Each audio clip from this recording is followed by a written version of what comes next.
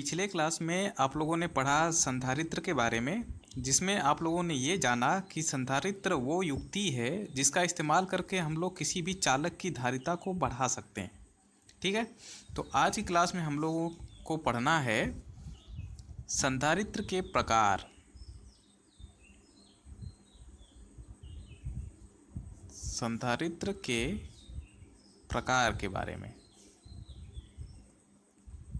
Types of capacitor. Okay, बनावट के आधार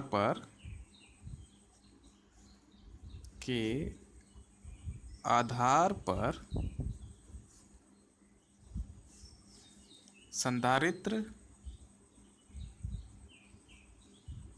निम्न प्रकार के होते हैं।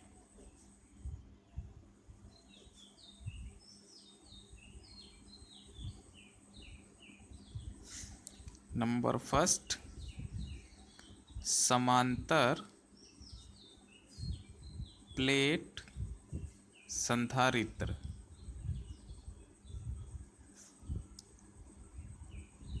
Parallel plate capacitor.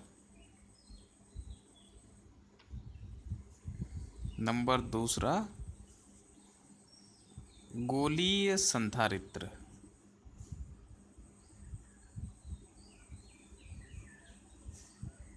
Spherical capacitor. Number three, बेलनाकार संधारित्र। Cylindrical capacitor. ओके, और भी होते हैं कई सारे, परिवर्ती है, विद्युत अपघटनी है, लेकिन हम लोगों को केवल यही तीन पढ़ना है। हमारे सिलेबस में यही तीन है और इसी के बारे में हम लोगों को जानने का प्रयास करना है कि ये संधारित्र किस प्रकार से और कितना धारिता को बढ़ा रहे हैं। ठीक है ना, तो पहला हेडिंग हम लोग डालेंगे समांतर प्लेट संधारित्र। समांतर प्लेट संधारित्र। Parallel plate capacitor. और इसके नाम से ही आधी बातें पता चल रही हैं। क्या पता चल रहा है? समांतर प्लेट नाम है इसका, यानी कि इतना तो पक्का है कि इसमें दो प्लेट हैं और दोनों समांतर हैं, जिसको हम लोग समांतर प्लेट कह रहे हैं। और ये काम कैसा कर रहे हैं? संधारित्र के जैसा। संधारित्र का काम यही है कि उसको धारिता बढ़ानी है, यानी कि ये धारिता बढ़ा रहा है, तो इसीलिए ये समांतर प्लेट संधारित्र है। ओके, तो इसके बारे में लिख लेते हैं। इसमें दो बड़ी समरूप और समतल, ध्यान रखिएगा, पहला कंडीशन है कि बड़ा है, दूसरा है समरूप है, तीसरा है समतल है। चालक प्लेटें, जिसको हम लोग चादर भी बोल रहे थे जब बड़ा सा चादर जैसा था। ओके, समांतर प्लेटें जो कि सामान्यतः आयताकार या वर्गाकार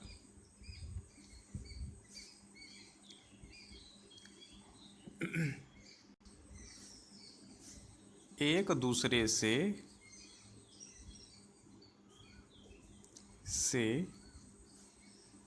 थोड़ी दूर पर, बहुत ही कम स्पेस होता है दोनों के बीच में, थोड़ी दूर पर परस्पर समांतर स्थित होती हैं। ठीक है,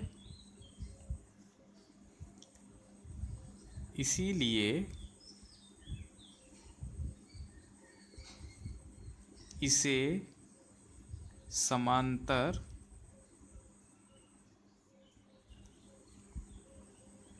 प्लेट संधारित्र कहते हैं। ओके, तो हम लोग इसका एक फिगर बना लेते हैं। इसमें दो समांतर प्लेट रखना है कुछ इस तरह से। ये एक हो गया पहला प्लेट और ये रहा दूसरा प्लेट। ओके, ये समरूप है। मेरा थोड़ा सा इधर मोटा इधर पतला हो गया, लेकिन आप लोग एकदम सही बनाइएगा। ओके, और जैसा कि आपको पता है कि एक तो जिस पर हम लोग आवेश देंगे और दूसरा जो रहेगा वो ग्राउंडेड रहता है। ठीक, तो इसके बारे में भी लिख लेते हैं। चित्र में एक समांतर प्लेट संधारित्र प्रदर्शित है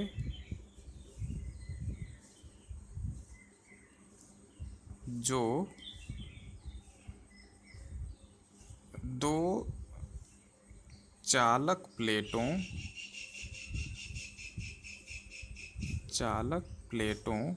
X तथा Y से मिलकर बना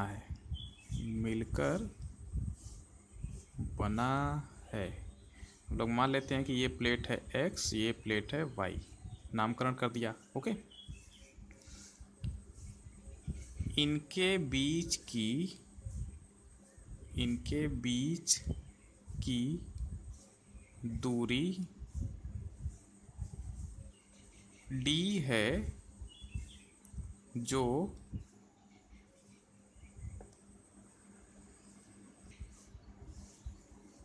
प्लेटों की रैखिक विमाओं की तुलना में काफ़ी या फिर कहें बहुत कम है। इसका मतलब क्या हुआ?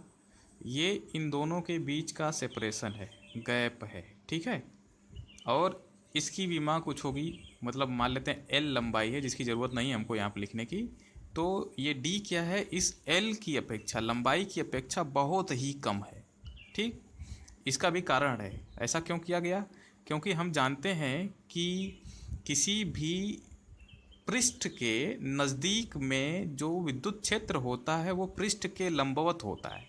इसीलिए हम लोगों ने इसको नज़दीक कर दिया है, इन दोनों को काफ़ी नज़दीक रखा है ताकि विद्युत क्षेत्र जो है पृष्ठ के ठीक लंबवत हो। अगर ये काफ़ी दूर होता, यानी कि विमाओं कंपेरिजन में, विमाओं की तुलना में ये भी उसी के आर्डर का होता, तो विद्युत क्षेत्र पृष्ठ के दूर जाने पे लंबवत नहीं होता है, तो हमारा कैलकुलेशन जो है गलत हो सकता है। इसीलिए हम लोगों ने पहले ही बता दिया कि जो D है वो इनकी विमाओं की तुलना में काफ़ी कम है, जिससे कि जो विद्युत क्षेत्र होगा वो पृष्ठ के लंबवत होगा और हमारा कैलकुलेशन काफ़ी आसान हो जाएगा। ठीक है, प्लेट X को +Q आवेश दिया जाता है तथा Y प्लेट को पृथ्वी से संबंधित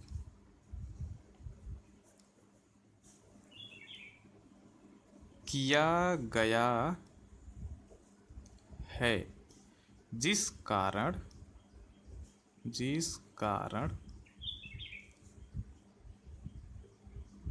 प्लेट Y पर प्रेरण के कारण -Q आवेश प्रेरित हो जाता है। ओके। तथा प्लेटों के परस्पर समांतर तथा पास पास होने के कारण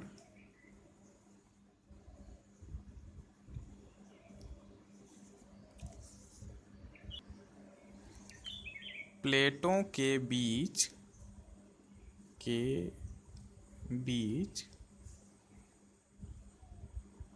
वैद्युत क्षेत्र रेखाएं परस्पर समांतर तथा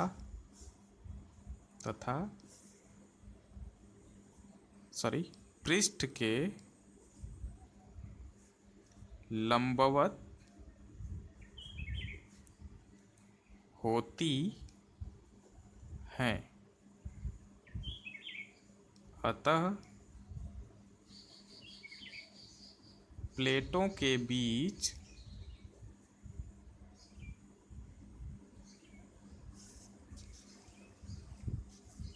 वैद्युत क्षेत्र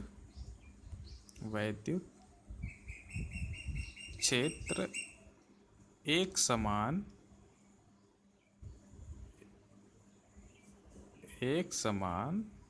होता है। ओके, इतनी बातें क्लियर हैं। यदि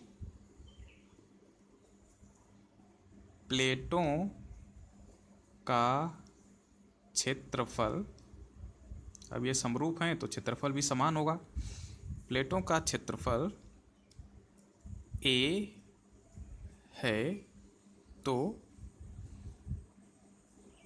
प्लेटों पर पृष्ठ आवेश घनत्व सरफेस चार्ज डेंसिटी सिग्मा बराबर होगा Q/A के। ठीक है, पहले प्लेट पे जो है Q/A होगा, दूसरे प्लेट पे जो है -Q/A होगा, लेकिन परिमाण तो समान ही होगा, है ना। पर पृष्ठावेश घनत्व लिख ही देते हैं पूरा। प्लेट X पर सिग्मा बराबर Q/A तथा प्लेट Y पर सिग्मा जो कि माइनस होगा, -सिग्मा के बराबर होगा। ओके, अब यहाँ पर आप लोग एक बात समझिएगा कि हम लोग इतना तामझाम क्यों कर रहे हैं, ठीक है ना। क्योंकि आपको पता है कि धारिता बराबर होता है Q/V, ये बात आपको पता है। तो अगर हमको धारिता बढ़ाना है तो हम लोगों ने पढ़ा था कि हमको पोटेंशियल कम करना पड़ेगा। ठीक है, तो हमने वही किया कि एक प्लेट के बगल में दूसरा प्लेट रख दिया और इस पे धनात्मक आवेश दे दिया है जो कि +Q है। तो इस पे प्रेरण के कारण बिना कहे सुने इस पे ऋणात्मक आवेश आ जाएगा और वो कितना होगा, -Q, जिसके कारण इस चालक पे विद्युत विभव जो है घट जाएगा। ओके, और विद्युत विभव घटते ही ये धारिता बढ़ जाएगी। लेकिन अगर विद्युत विभव घटा है तो कितना हुआ है, हम लोगों को खाली यही विभव पता करना है। अगर हमको ये विभव पता चल जाता है तो तुरंत हमको धारिता पता चल जाएगी कि कितनी हो गई।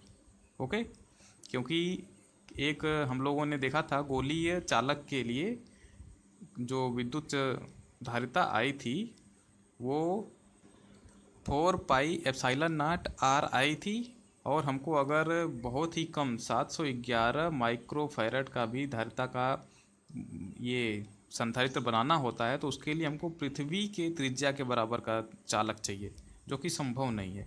तो यहाँ पे हम लोग केवल इतना करेंगे कि किसी तरह से ये भी पता करेंगे कि इन दोनों चालकों के उपस्थिति के कारण पोटेंशियल हो कितना गया है। जैसे ही हमको ये पता चलेगा हमको ये पता चल जाएगा।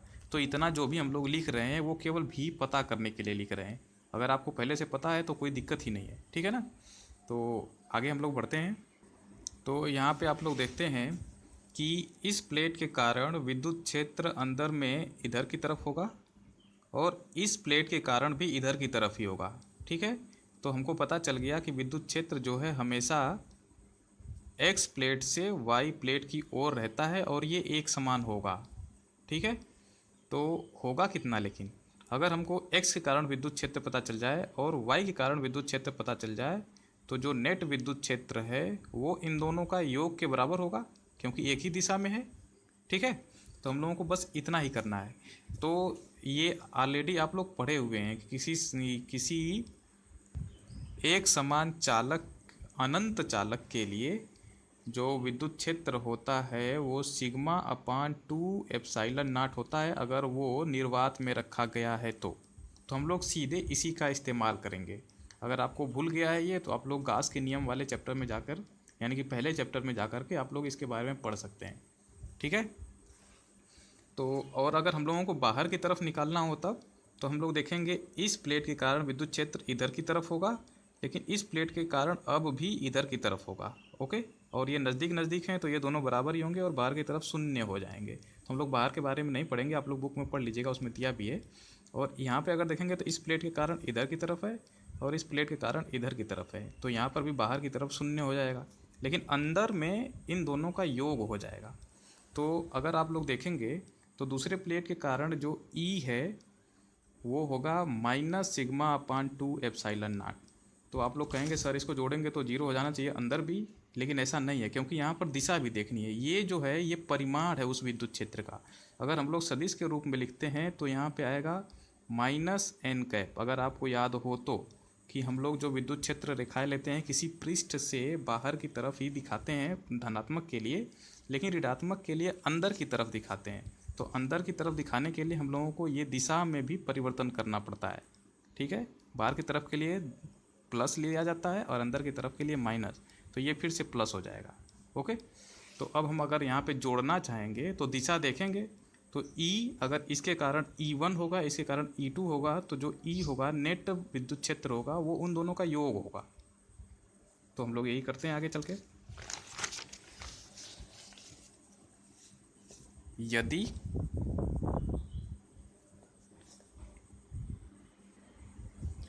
संधारित्र निर्वात अथवा वायु में रखा है तो प्लेट X के कारण उत्पन्न वैद्युत क्षेत्र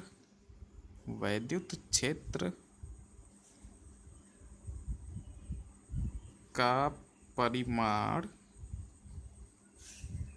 E बराबर सिग्मा अपान 2 एप्सिलॉन नॉट तथा प्लेट Y के कारण उत्पन्न वैद्युत क्षेत्र E बराबर यहाँ पे E1 कर लीजिएगा, ये E2 बराबर minus sigma upon 2 epsilon not होगा,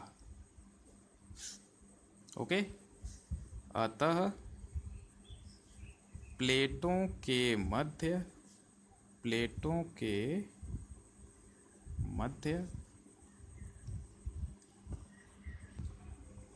विद्युत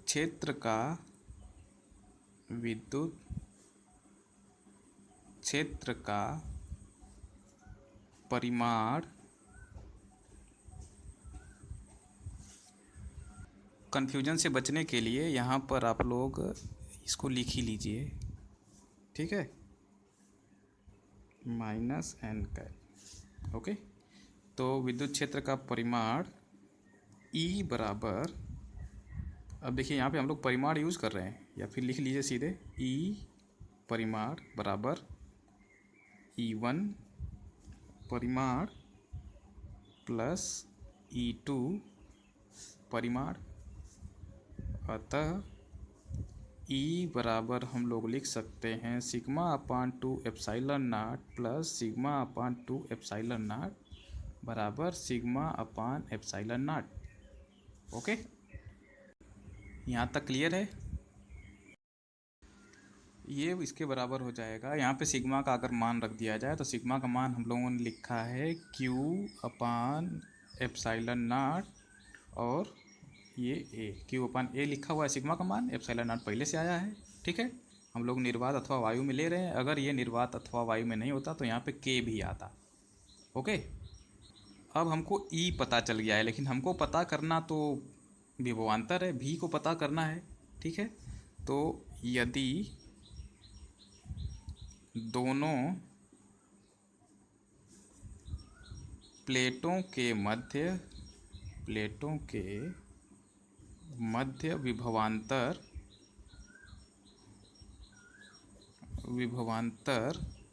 भी हो तो हमको पता है कि E बराबर होगा V अपान डी। अब ये कहाँ से आ गया, तो चलिए इसको देखते हैं कहाँ से आया, क्योंकि अभी तक मैंने आप लोगों को ये बताया नहीं। ओके, इसको मैं केवल बता दे रहा हूँ, आप लोग लिखना होगा तो लिख लीजिएगा अपने से समझ करके। पहले जान जाइए कि ये E बराबर V अपन डी आया कहाँ से, क्योंकि हम लोगों ने तो पढ़ा है E बराबर minus D V by D R, तो ये V अपन डी किधर से आ गया। तो चलिए देखते हैं। यहाँ से हम लोग लिख सकते हैं डी वी बराबर minus E into D R, और अगर आपको पता हो तो ये E जो है एकांक आवेश पर लगने वाला बल होता है।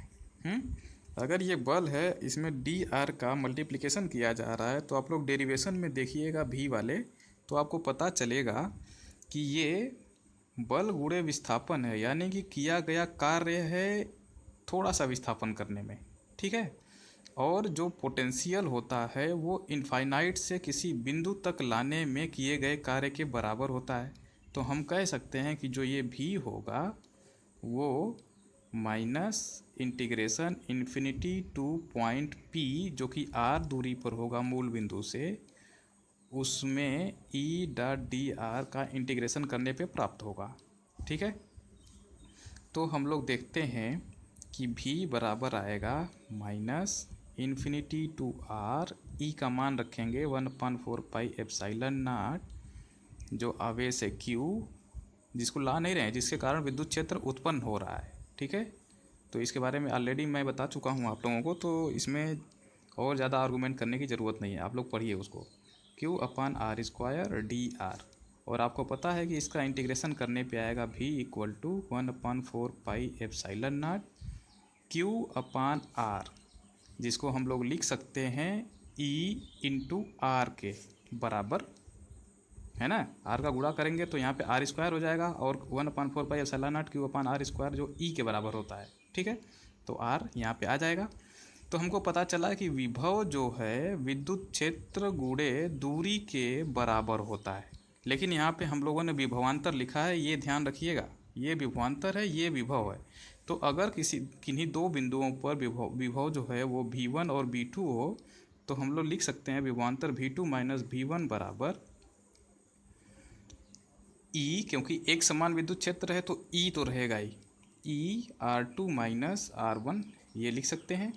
तो ये हुआ V2 माइनस V1, जिसको हम लोग विभवांतर बोल रहे हैं, और इसको यहाँ पर हम लोग सुविधा के लिए V से ही दर्शा रहे हैं। एक्चुअल में वो डेल्टा V होना चाहिए था, लेकिन विभवांतर पहले लिख दिया गया आपको कि वो विभवांतर है, तो हम लोग मान के चलेंगे कि विभवांतर को हम लोग V से दर्शाएंगे, और जो E है वो तो रहेगा ही। R2 माइनस R1, दो बिंदु हैं, ये मूल बिंदु से एक R1 पे है, दूसरा जो है R2 पर है, तो R2 माइनस R1 तो इन दोनों के बीच की दूरी हुई ना, यानी कि इन दोनों के बीच का सेपरेशन हुआ, गैप हुआ, तो हम लोग इसको लिखेंगे D, क्योंकि यहाँ पे हम लोगों ने प्लेटों के बीच का सेपरेशन लिया हुआ है D, तो हम लोग वो R2 माइनस R1 को D ही लिखेंगे। ओके, तो उम्मीद है आपको ये बात क्लियर होगी। तो हम लोग यही फार्मूला यहाँ पे इस्तेमाल करेंगे। और याद रखिएगा, ये विभवांतर है, ये सेपरेशन है, और ये एक समान विद्युत क्षेत्र जिसमें रखा गया है। तो ये विद्युत क्षेत्र तो एक समान है, और अगर विभवांतर दोनों के बीच का भी है और अपान डी कर दिया जाए तो हमको मिल जाएगा कि विद्युत क्षेत्र कितना है। ओके, तो इस फार्मूले का इस्तेमाल करके हम लोग लिख सकते हैं अथवा V बराबर E इंटू डी। और अगर आप लोग देखें तो E का मान दिया गया है, E का मान हम लोगों ने अभी अभी निकाला है Q D upon epsilon not A। Okay, अब जैसे ही हमको भी पता चल गया, अब हम लोग बिना किसी टेंशन के धारिता निकाल सकते हैं। अतः समांतर प्लेट संधारित्र की धारिता C बराबर Q अपान V। और अगर आप लोग इन सब का मान रखेंगे तो आएगा Q अपान क्यू डी, ऊपर चला जाएगा एप्साइलन नॉट A, Q से Q कट जाएगा। अतः C बराबर एप्साइलन नॉट A बटा डी हमको मिल जाएगा समांतर प्लेट संधारित्र की धारिता। तो क्या लग रहा है आपको, कुछ धारिता बढ़ी है? तो आप लोगों को आंसर मिलेगा हाँ बढ़ी है। कैसे बढ़ी है? अगर क्षेत्रफल हम लोग काफ़ी ज़्यादा रखें और सेपरेशन काफ़ी कम रखें तो ये C तो पक्का है कि जो विलगित चालक के कारण धारिता मिली थी उससे ज़्यादा ही होगा। ओके, अतः हम देखते हैं, अर्थात समांतर प्लेट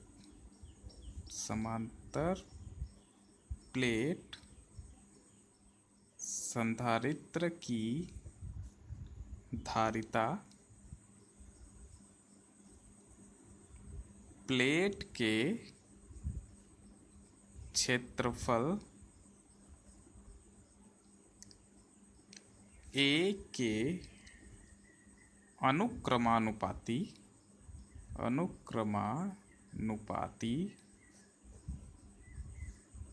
तथा दोनों प्लेटों के बीच की दूरी D के व्युत्क्रमानुपाती होती है। इतना क्लियर है? अब देखिए, अगर हम लोग किसी इस संधारित्र को निर्वात में न रख करके किसी माध्यम में रख दिया जाए तब भी थोड़ी सी धारिता और बढ़ जाएगी। ठीक है, यदि संधारित्र किसी के परावैद्युतांक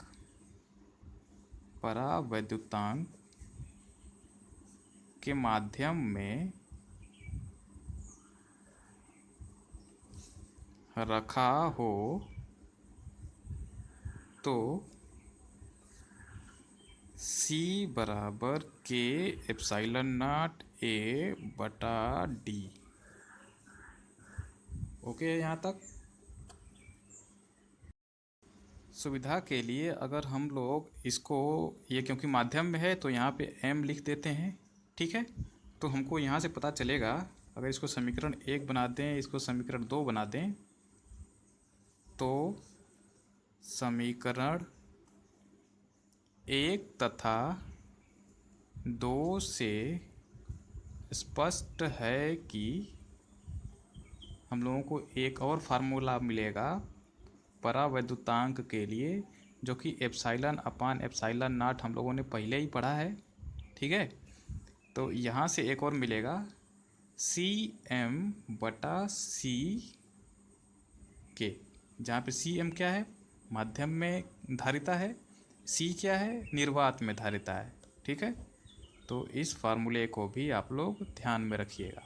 ओके, अब देखिए कि ये धारिता को बढ़ाया तो है, लेकिन कितना बढ़ाया है वो हम लोग पहले देख लेते हैं।